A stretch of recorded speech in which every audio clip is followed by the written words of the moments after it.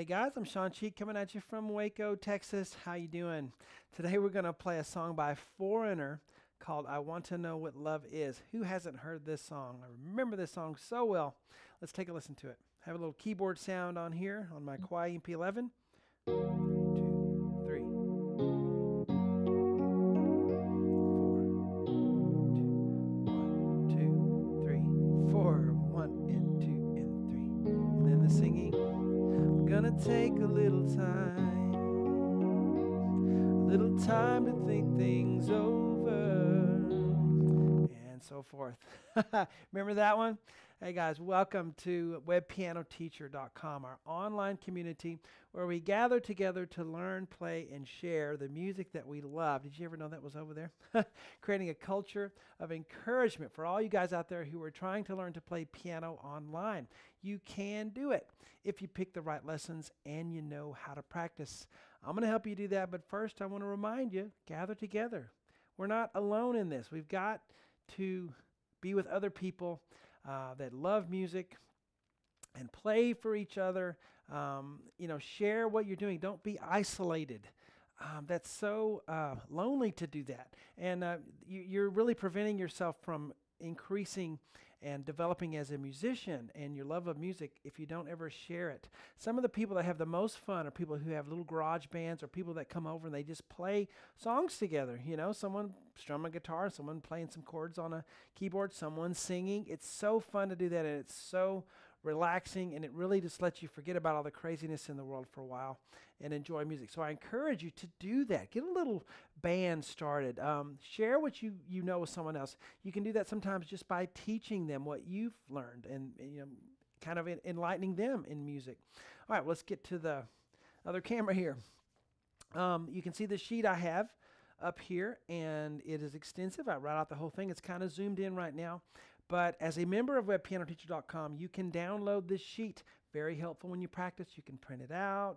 You can put it on a monitor like this and make it big and mark it up, digitally, as we're all able to do those things these days. That's really helpful when you're practicing. And there are thousands of other lessons on my website as well that I've made over the past 15 years. There's something on there for everybody, definitely. Well, let's get to the board here. And I have a little, I just tried a couple of sounds on my keyboard here, and then, and this one I kind of liked, kind of sounds like it. I'm going to go ahead and switch to the piano sound because some of you only have piano, and that is great. 2, 3. Definitely works on any keyboard instrument. Sorry for the flats, but that's the key it's in, and I always want to play in the key that we hear it in on the album version. And you may wonder sometimes, why didn't they just write it, in another key without so many flats and stuff? Well, most of the time that's due to the singer's voice. Whatever key is going to fit their voice the best to make the song pop, that's the key we do it in, so sometimes that means playing in flats. Okay, so we have E flat minor for the first chord, E flat, G flat, B flat, left hand on an E flat. And I'll bring back that keyboard sound in a minute, but let's just use the piano sound here for the sake of learning where to put our fingers. 1, 2, 3, 4. So we are in the learn stage here. Learn, play, share, right? We can't share it till we learn and play. Learning is just getting the notes under our fingers. One measure at a time. 3 counts on this one, 1 count on that one. 1, 2, 3, 4. And listen, you will not play this right if you don't count. There's long notes, you got to count them. 1, 2, 3, 4. Okay? D flat, F, A flat, left hand on a D flat. 1, 2, 3, 4. And then we go to the next chord. And some of us like flats because they help guide our fingers, because the white keys all feel the same. If we throw black keys in there, then we kind of can really feel where we are without looking at our hands.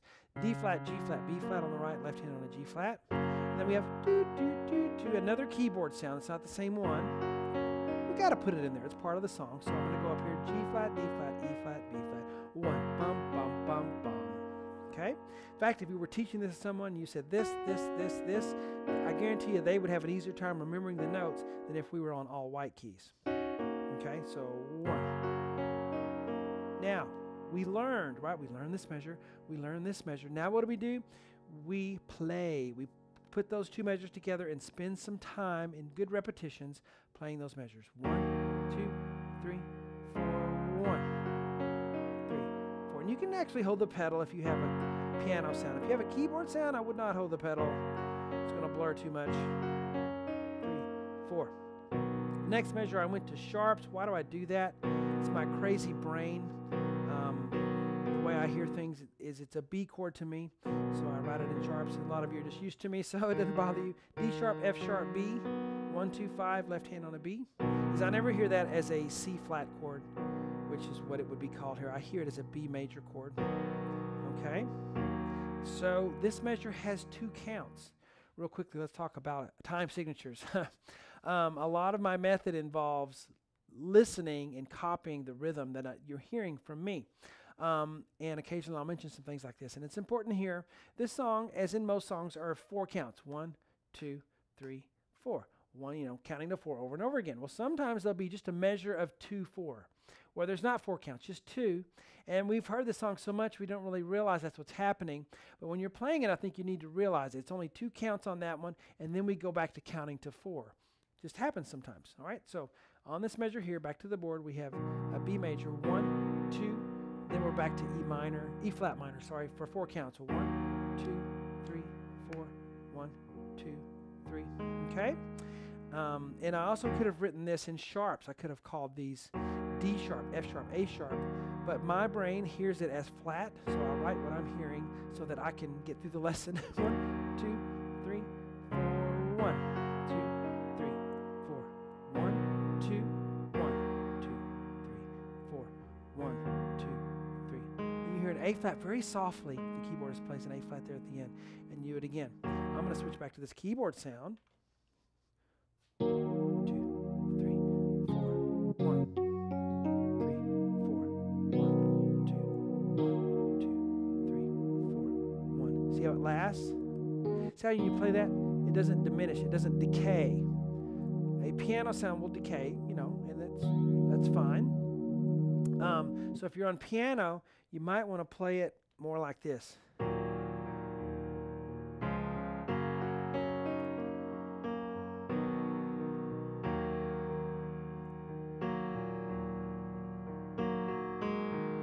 repeat it. Okay, so there we are. So if you're on piano, yeah, you can kind of play a little more because those notes don't keep going. They don't drive and push forward like the keyboard sound does. And when that's the case, you need to play a little more to keep the energy going, or the foundation just falls out from underneath it if you don't. So there we go. Hope you guys enjoyed this lesson. We do the whole thing on webpianoteacher.com. See you there.